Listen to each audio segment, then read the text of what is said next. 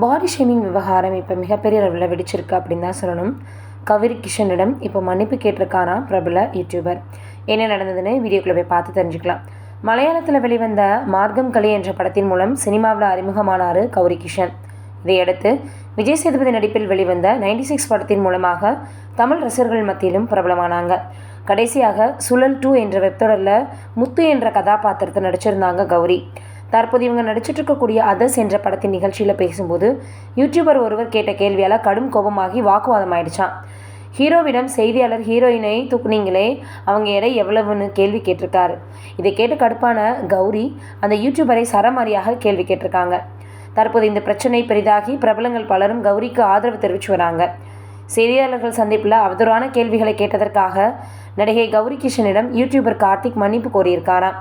கௌரி கிஷனை கட்டாயப்படுத்தும் நோக்கம் இல்லை அப்படின்னும் அவருக்கு மன உளைச்சல் ஏற்பட்டிருந்தால் அதற்காக வருத்தம் தெரிவிப்பதாகவும் கார்த்திக் தெரிவிச்சிருக்கிறாரு. இந்த விஷயம் இப்போ சமூக வலைதளங்களில் ரொம்பவே வைரலாக பரவி வந்துட்டுருக்கு.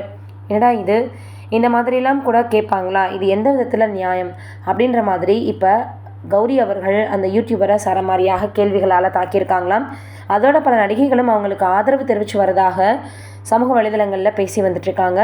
எப்படி ஒருத்தர் அதில் பப்ளிக் பிளேஸில் எப்படி நடிகை ஒருத்தவங்களை பற்றி கேட்கலாம் அப்படின்ற மாதிரியும் மூத்த நடிகைகள் எல்லோருமே அவங்களுக்கு ஆதரவு தெரிவிக்கிற மாதிரியாகவும் சில விஷயங்கள் வெளியாகி இருக்குது.